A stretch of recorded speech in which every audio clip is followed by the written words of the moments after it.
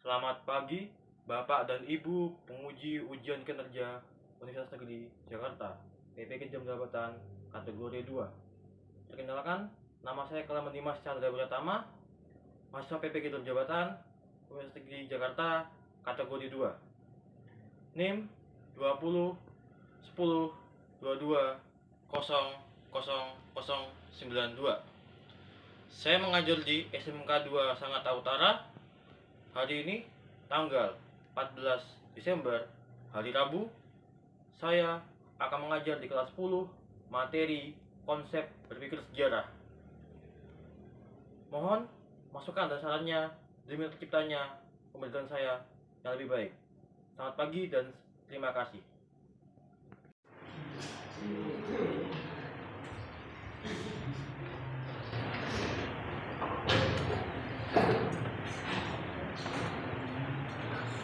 Siap kan? Oh. Belum siap, Brak.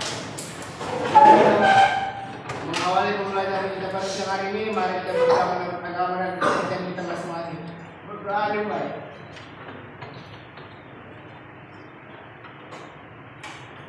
Doa selesai. Serahkan depan, surat. Siap. Oke, selamat siang. Gimana kabarnya? Baik ya. Oke, kabarnya baik semua. Ada yang tidak masuk dari ini? Ya, ada Pak. Ada. Siapa yang tidak masuk dari? Ya, Agung Maesa. Siapa? Agung Maesa, Pak. Agung Maesa dengan Itu ya, Pak. oh, orang aja ya. Ya, Pak. Tantangannya apa dia? Ya, bikin. Di mana? Pemerintah, Pak. Oh, Samarinda. Baik. Oke, baik ya. Berarti ini Samarinda. Ya. Jadi semuanya sehat semua ya? Ya, Pak. Tidak ada yang sakit ya? Oke, bagus begitu. Pada hari ini kita akan masuk pada pertemuan yang pertama kali, yaitu tentang materi yang sangat menarik. Ya, sebelum kita membahas materi tentang sebuah peristiwa sejarah, kita harus memahami yaitu materi ini. Ya, sebelum kita mempelajari sebuah materi, kita harus tahu juga apa konsepnya. Begitu pun dengan sejarah. Oke. Ya. Pada hari ini kita akan mempelajari tentang cara berpikir sejarah. Bagaimana sih cara berpikir sejarah? Sebelum kita memahami tentang materi tentang peristiwa sejarah, ya, masa praksara, kemudian masa Hindu Buddha, Islam, hingga nanti kamu kelas 11 mempelajari tentang masa kolonialisme, hingga nanti masa pergerakan nasional, hingga nanti kita merdeka. Kita harus memahami dulu bagaimana sih cara berpikir sejarah. Ya, oke. Nah, apa sih KD-nya? KD-nya adalah 3.1, yaitu memahami konsep berpikir kronologis, diakronik, sinkronik, ruang dan waktu, serta perubahan dan keberlanjutan dalam sejarah. Yang kedua, yang KD yang psikomotor atau KD keterampilan menyajikan hasil penerapan konsep berpikir kronologis, sinkronik, diakronik, ruang dan waktu, perubahan dan keberlanjutan dalam peristiwa sejarah dalam bentuk tulisan atau bentuk lainnya. Nah, nanti kamu diharapkan membuat sebuah esai sejarah ya, yang akan ditulis. Nah, ini tujuannya apa? Ada dua, yaitu di bidang pengetahuan dan keterampilan. Yang pertama di bidang pengetahuan menjelaskan pengertian sejarah menurut para ahli secara umum dengan benar. Artinya apa? Kita harus memahami dulu bagaimana sih pengertian sejarah itu, baik versi secara umum maupun secara umum para ahli. Yang kedua menjelaskan konsep berpikir kronologis dalam peristiwa sejarah dengan benar, membandingkan konsep diakronik dan sinkronik dalam sejarah dengan benar. Artinya apa? Kamu bisa membedakan apa sih bedanya sinkronik dan diakronik ya. Kemudian menganalisis konsep ruang dan waktu dalam peristiwa sejarah dengan benar, menganalisis konsep perubahan dan keberlanjutan dalam sejarah dengan benar. Lalu keterampilannya menyajikan hasil penerapan konsep berpikir kronologis, diakronik, sinkronik, ruang dan waktu dan keberlanjutan dalam peristiwa sejarah berbentuk esai sejarah. Ya, jadi kamu akan membuat sebuah esai sejarah tentang peristiwa sejarah. Oke. Sebelum kita masuk kepada materi, silakan kamu membaca bukunya, dibuka dulu bukunya, dan katanya kalau baca terlebih dahulu sebelum kita akan masuk kepada materi.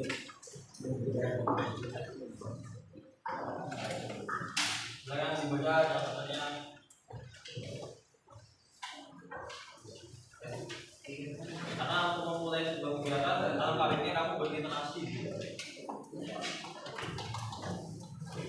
setelah membaca sebuah catatan kalian atau buku kalian, coba kira-kira buat kamu nih, yang ini gambar apa? Tentang apa?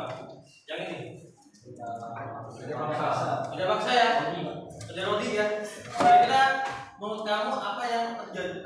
Kira-kira apa yang terjadi di gambar itu? Kerja paksa, apalagi kira-kira?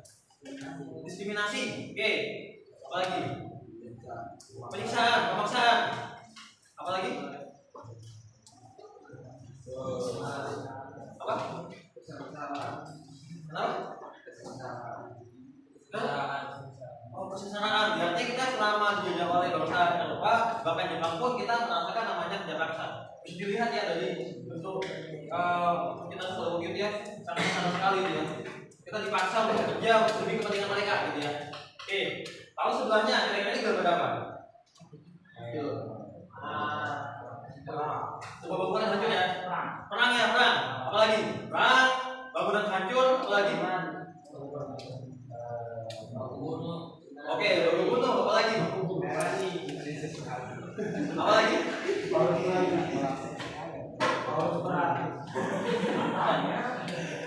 Perang ya, perang. Kira-kira ini peristiwa apa kira-kira? Ya, oke, perang. Kira-kira peristiwa apa? Ada hubungannya dengan peristiwa proklamasi. Bahwa gara-gara peristiwa ini kita bisa proklamasi. Kira-kira apa?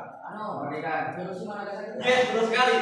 Ya, itu adalah peristiwa di mana pengumuman Hiroshima Nagasaki. Ya, dengan peristiwa ini kita bisa ke sini. Ini ya, ini gambar tentang apa?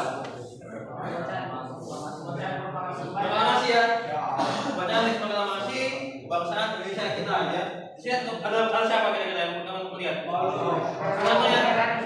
Soekarno lagi ngapain dia? Bacakan list proklamasi ya. Nah, kira-kira apa sih pentingnya kita mempelajari ketiga hal ini?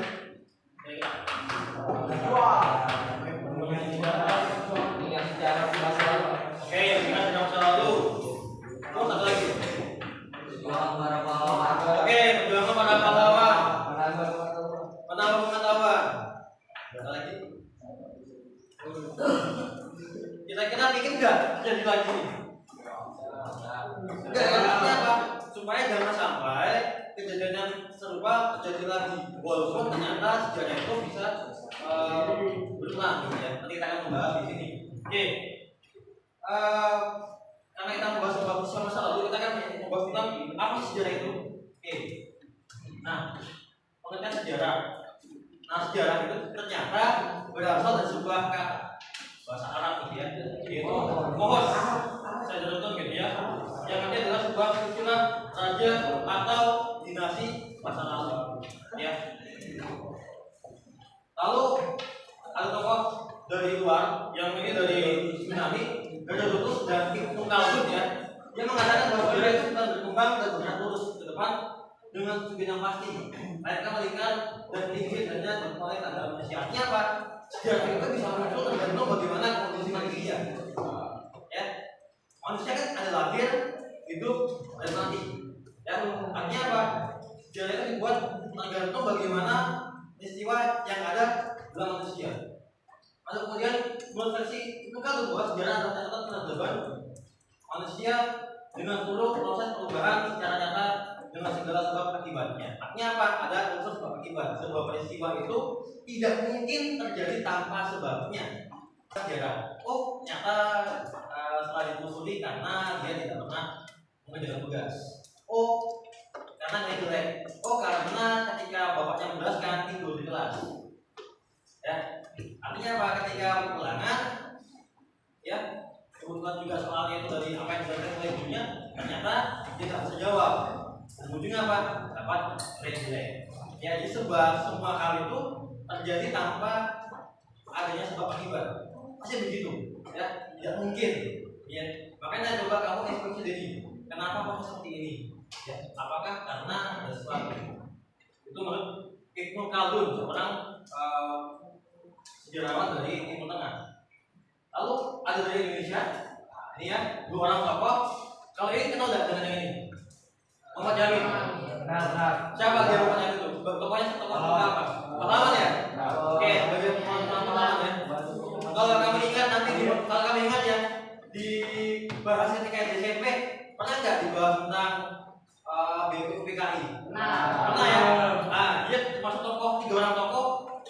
mengungkapkan tiga negara ya. Selain Muhammad Yamin, Supomo dan Soekarno ya. Ternyata Muhammad Yamin juga seorang sejarawan. Yang dia mengatakan bahwa sejarah adalah ilmu pengetahuan yang disusun atas hasil pendidikan dari berbagai peristiwa yang dibuktikan kebenarannya. Artinya apa? Sejarah itu nyata, bisa dibuktikan. Hoax, ya.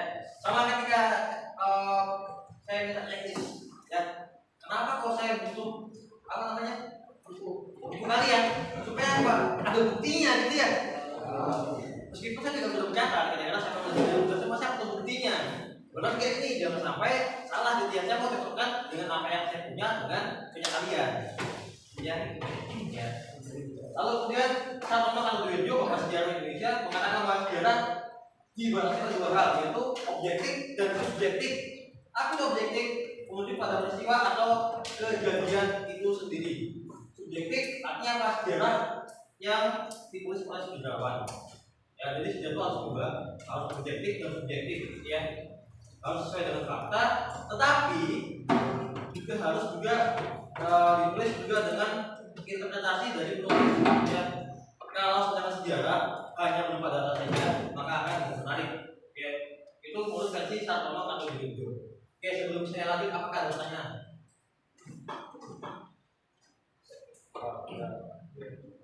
Ada yang mau nanya sebelum saya lanjut? Masih belum ya? Oke, lanjut. Lalu ternyata kita bisa simpulkan bahwa sejarah adalah ilmu pengetahuan yang mempelajari tentang berbagai peristiwa atau kejadian yang terjadi pada masa lampau. Jadi ini ya, cara umum tadi dari para tokoh, dari segi bahasa, etimologi, kita rangkum secara umum. Ternyata sejarah itu adalah peristiwa atau kejadian yang ada terjadi pada masa lampau. Ya. Oke. Kita masuk kepada berikutnya. Karena sejarah adalah sebuah peristiwa, maka berkaitan dengan tiga hal: manusia, ruang, dan waktu. Ya, manusia, ruang, dan waktu. Sebuah peristiwa itu berkaitan dengan tiga hal itu. Kenapa sebuah peristiwa itu? Waktunya adalah ada sebuah studi aktivitas yang dilihat dari kurun waktu tertentu, ya.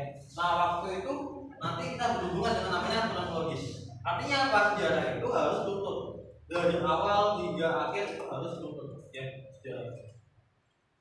Oke, ini contohnya, ya. Ya tadi ya, ada unsur proklamasi, manusianya adalah Soekarno-Hatta, kurangnya adalah tempatnya di mana, dan waktunya adalah tanggal 12 Agustus. Ini contohnya, contoh konsep soal waktu. Lalu kita masuk kepada cara berpikir kronologis, sinkronik, dan diakronik. Apa sih bedanya dari ketiga hal itu ya? Nah, kronologis adalah apa? Dari betul kata tsunami. Yang berarti adalah ilmu tentang waktu dan yang membantu manusia itu bisa menyusun peristiwa sesuai dengan urutannya. Nah, kronologis ini penting. Secara umum maka akan ada 5. Oke. Lalu kemudian contohnya kronologis peristiwa proklamasi dari tanggal 6 Agustus di Sumatera Nagasaki tadi ya. Kemudian Jepang untuk menyerang pada Sekutu, ada Rengas Dengklok di mana pada waktu itu peristiwanya para pemuda dan golongan tua itu bernegosiasi dan pada akhirnya muncul berapa. Ini kronologisnya ya. Oke. Sebelum kita lanjut, sepertinya ini artinya apa dari bahasa Yunani? Artinya dia dan kronologi. Ya. Diakronik adalah sesuatu yang dapat terlintas oleh waktu. Lalu belajar kita bahwa kita lebih teliti dalam mengamati sejarah.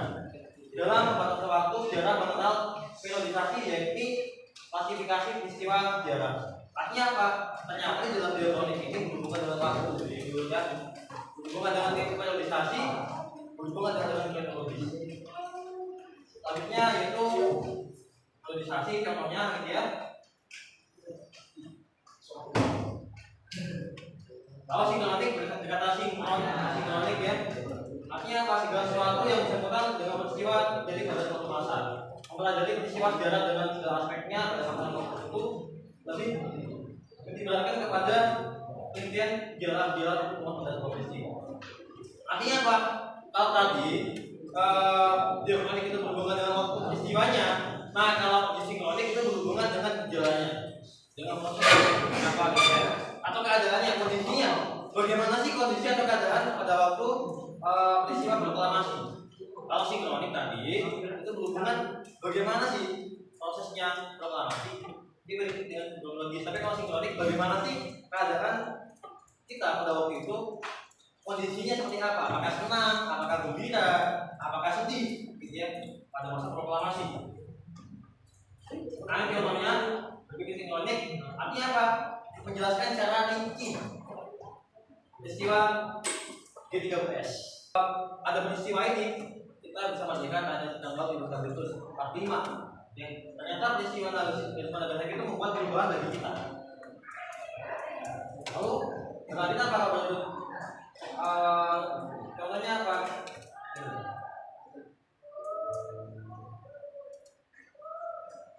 Nah ini contoh perubahan dan berantakannya. Ini kita lihat ya. Kalau yang ini ya, kalau yang ini tuh gambar Jakarta ya, Jakarta ketika pada waktu dulu sepi ya.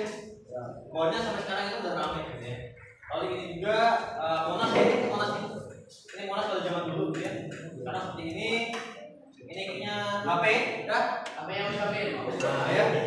Kalau dulu HP kan ya, kalau dulu HP itu masih ada ya, masih kayak HP layar yang putih gitu ya. Kalau sekarang kan sudah layarnya putih. Udah penting ini udah putih. Kalau dulu pakai iPad ya, sekarang udah pakai touchscreen gitu ya. Itu perubahannya. Ya. Lalu juga ini ya. Lalu ini yang paling gampang apa? Otomotif ya, kendaraan. Kalau dulu itu seperti ini gambar mobilnya ya. Kalau sekarang sudah seperti ini. Oke. Sebelum kita lanjut, ada pertanyaan? Tidak. Baik, silakan berkumpul dengan kelompoknya untuk kelompok 7 orang. Ya. Silakan berkumpul dengan kelompoknya sesuai dengan bakat, minat atau hobi kalian masing-masing. Maksimal 7 orang saja. Silakan berkumpul dengan kelompoknya.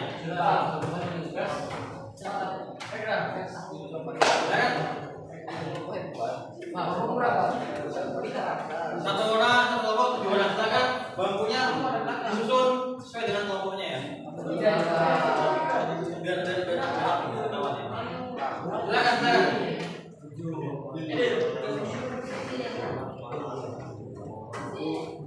Ayo.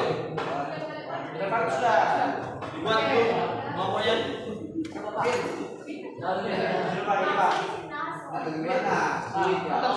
dulu kelompoknya. Ayo mana nih? Elektronik.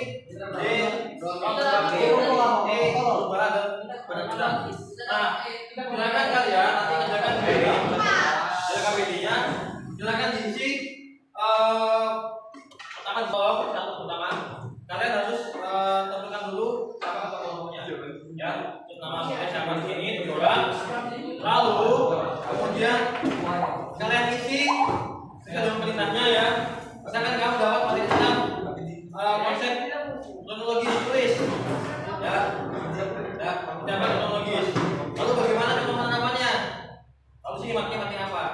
Ya, nah silakan diisi kalau nggak cukup di belakangnya. Ya, oke, masing-masing dapat satu.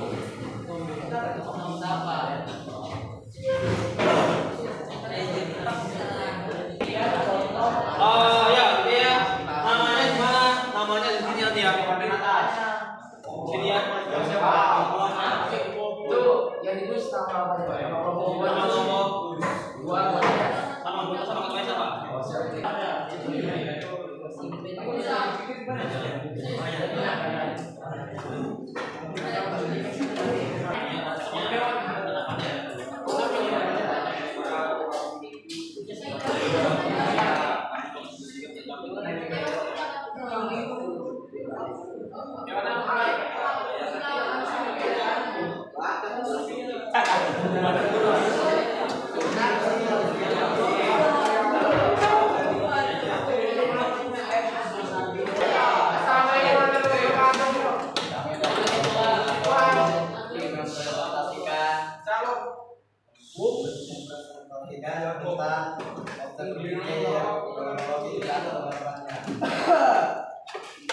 Materinya adalah konsep berpikir kronologis dan penerapannya.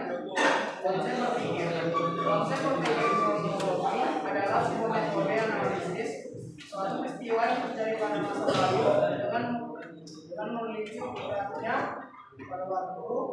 Artinya, waktu dari suatu kejadian peristiwa lain yang telah terjadi pada masa lalu dan saling berhubungan akan diurutkan secara. Waalaikumsalam. Selamat siang.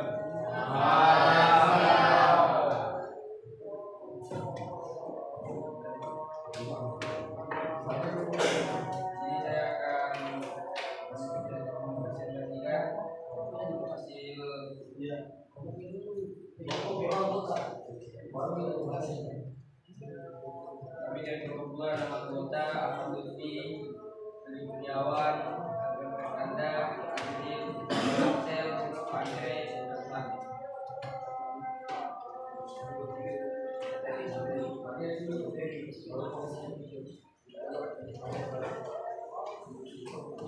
satu menjalankan secara berkelompok.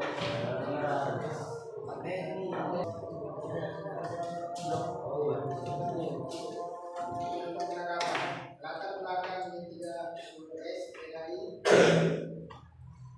latar belakang oleh dominasi ideologi nasionalisme, agama nasionalisme, penasab yang berlangsung sejak era demokrasi pemimpin diterapkan, yakni tahun 1999 sampai 1960 di bawah kekuasaan Presiden Soekarno. Hal lain yang menyebabkan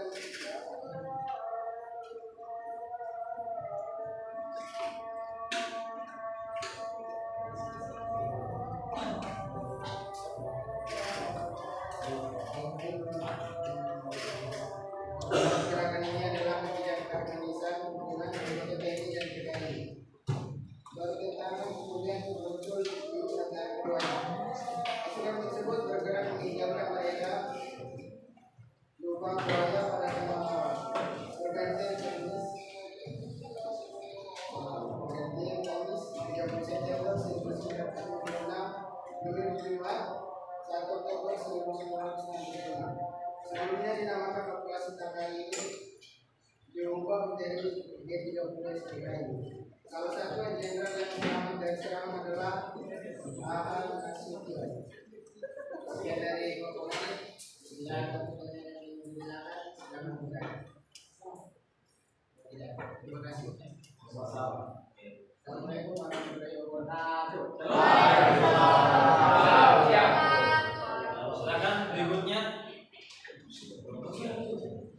Berikutnya itu tentang biologi. Tentang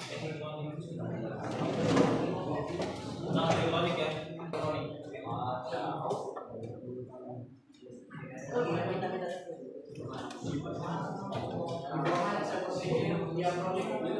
Diakronik aslinya berasal dari bahasa Latin yaitu dia yang artinya melalui atau melampau dan yang artinya waktu, tapi diakronik artinya memanjang dalam waktu tetapi menyempit dalam ruang. Berbeda dengan berpikir sinkronik. Berpikir diakronik yaitu menganalisa suatu peristiwa dari awal mula peristiwa. Indonesia yang diorganisasi tujuan mencegah seperti pasca Jepang menyerang dan persiapan para sekutu di perang Pasifik. Bencana terjadi pada tanggal 10 November 1945. Pertempuran ini adalah pertempuran kemerdekaan Indonesia dan pasukan sekutu setelah proklamasi kemerdekaan Indonesia. Usai pertempuran ini, sebuah kemerdekaan Indonesia sudah dibuat. 10 November diperingati sebagai hari pahlawan Indonesia. Britania melakukan serangan balasan Inggris pada 10 November dengan ketua pesawat tempur. Meskipun kalah dan kehilangan anggota dan persenjataan, mana polisi Indonesia mempertahankan kemerdekaannya dan semangat internasional. Pertempuran ini juga menunjukkan hebatnya organisasi sikap netral dalam revolusi nasional Indonesia. Beberapa tahun kemudian Sekian dari kami. Jika ada yang bertanya, Ya, jadi kita tadi kata kelompok ini konsepnya tentang biologi ya. Gimana biologi itu ibaratnya memanjang dalam waktu. Ya, berhubungan dengan waktu. Kalau tadi sinkronik itu berhubungan dengan ruang, nah diakronik ini berhubungan dengan waktu. Ya, kita adalah waktu, proses ya, bahkan keadaannya. Makanya nanti sebenarnya dijelaskan di sini bagaimana proses tentang peristiwa apa tadi? Tentang apa? Oh, pertemuan Surabaya, di mana pertemuan yang paling epic sekali ya di Indonesia. Oke, silakan.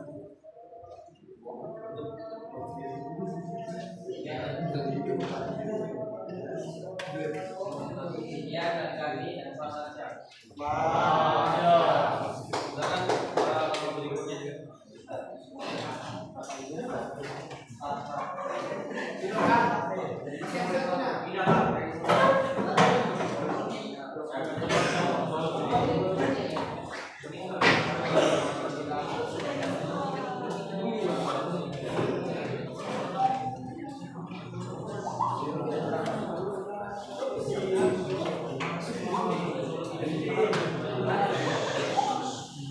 Assalamualaikum warahmatullahi wabarakatuh.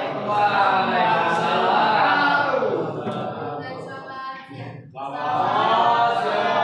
Perkenalkan, kami dari kelompok 4, kami akan mempresentasikan hasil diskusi kami dengan materi konsep ruang dan waktu dalam sejarah dan pendalaman.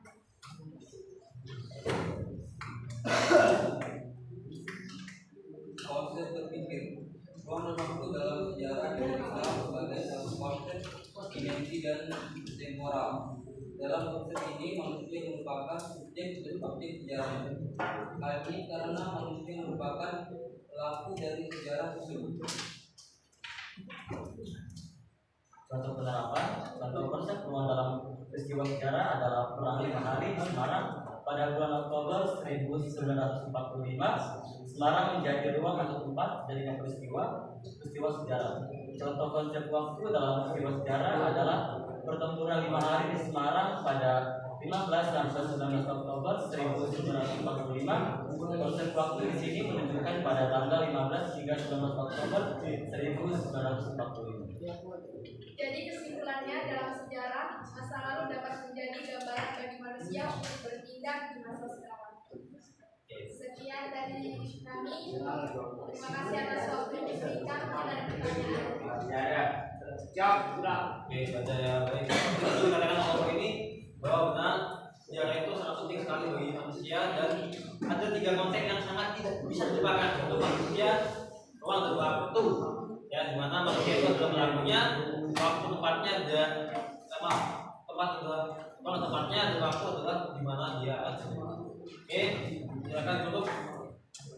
Sekian dari kami. Assalamualaikum warahmatullahi wabarakatuh. Berikutnya, silakan maju. Kami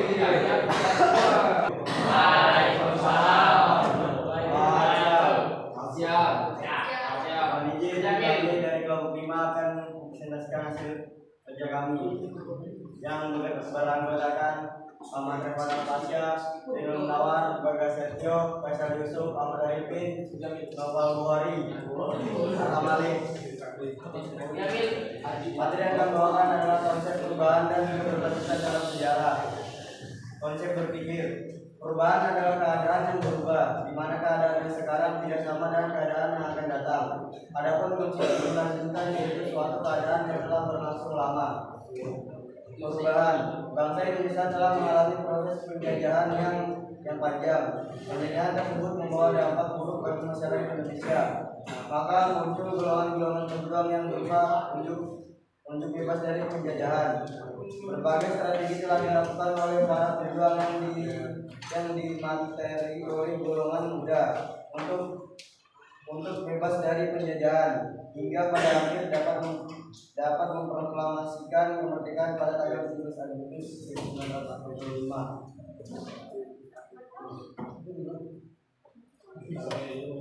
Berlanjutan kasus korupsi, nepotisme yang ada di Indonesia. KKN yang terjadi pada era reformasi merupakan berlanjutan dari budaya KKN sebagai orde baru.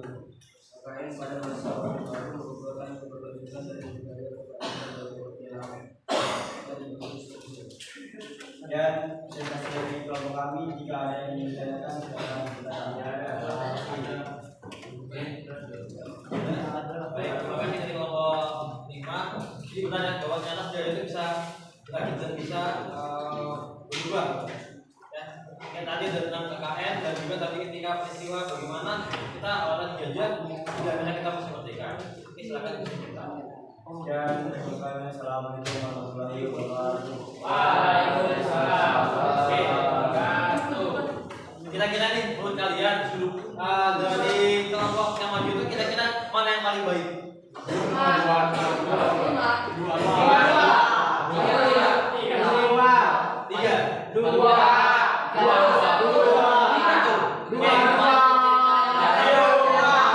Masing-masing kelompok sudah menandakan yang terbaik bahwa semuanya itu baik semua.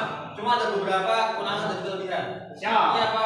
Masing-masing kelompok pasti punya kekurangan. Yang pertama mungkin dari beberapa kelompok itu sudah bisa maju ke depan, pede gitu ya. Cuma kekurangannya apa? Adalah dari segi masih kurang apa ya? Masih kaku gitu ya ketika dalam presentasi. Yang kedua adalah ketika di audiens atau kalian. Kekurangannya adalah ketika ada diskusi, ada yang presentasi, ada yang bermain, ada yang kemana-mana ya. Intinya apa? Kalau bisa ketika dia presentasi di depan, dengarkan. Ya, apapun itu. Ya, di sini kita belajar bagaimana cara menghargai orang lain. Ya, ketika kita presentasi, ketika kita diskusi, bagaimana kita bisa bekerja sama dengan orang lain. Karena kalau kita menghadapi sebuah masalah, jangan selesaikan dengan cara pribadi, bersama-sama. Sebuah permasalahan jika diselesaikan dengan bersama-sama, maka akan dapat selesai dengan cepat. Kalau sebuah permasalahan diselesaikan dengan cara pribadi, maka akan lama penyelesaiannya. Ya bayangkan aja kalau kamu untuk menjaga sholat tadi, tidak akan lama. Tapi ketika kamu diskusi, kemudian berkolaborasi, maka akhirnya bisa menyelesaikan dengan baik. Oke, masuk kepada refleksi. Oke, kira-kira apa yang kalian pelajari pada pertemuan pada pagi hari ini? Kanan. Ya, silakan boleh. Oke, manusia, ruang dan waktu. Ada lagi?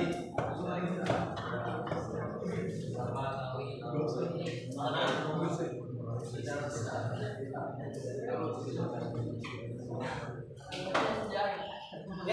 Oke, pengertian sejarah. Bahwa ternyata sejarah itu adalah peristiwa yang terjadi pada masa lampau. Ya, kalau secara umum. Ada lagi? Ya, boleh. Bisa mengetahui apa itu sinkronik dan diakronik. Ternyata sinkronik dan diakronik itu berbeda. Sama. Oke, yang kedua, apa yang belum kalian pahami pada pertemuan hari ini?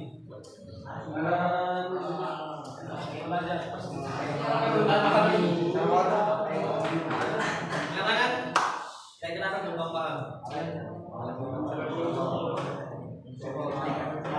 Oke, paham semua ya, Bu ya.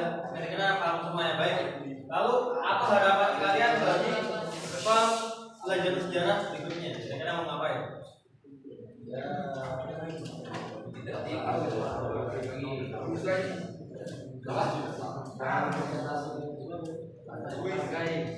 Kuis. Boleh apa lagi?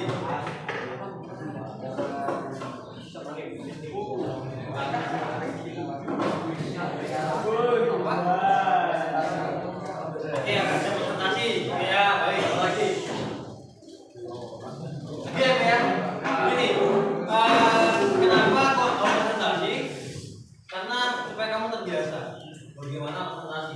Karena nanti kalau kamu kerja, kalau kamu di kuliah, itu wajib ya. Di sini kamu dilatih bagaimana public speaking. Ya. Dilatih di sekolah. Jangan sampai ketika nanti kamu di depan umum, bingung mau takut. Ya. Di sini kamu udah TPD, ya. Oke. Karena udah paham semua, balik. Berarti kalau begitu saya coba akan tes dengan cara menggunakan evaluasi. Silakan di. Bisa ya, semampunya. Ya. Soalnya ya. Bisa.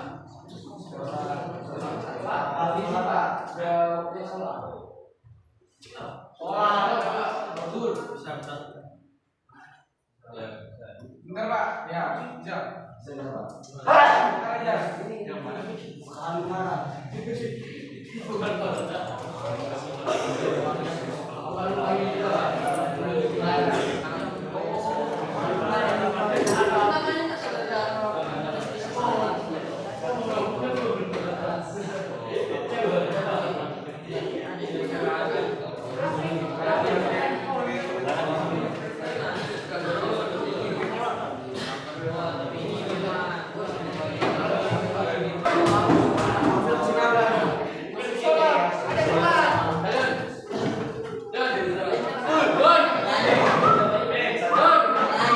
Evaluasi ya. Dan juga ada pertanyaan. Oke, untuk pertemuan minggu depan kita akan membahas materi tentang masa praksara. Silakan dipelajari bukunya di masa praksara. Oke, silakan dicari di Google Gotek Browsing. Kita akan membahas pada materi itu. Sebelum saya tutup, silakan satu orang pimpin depan saya. Dulu siap.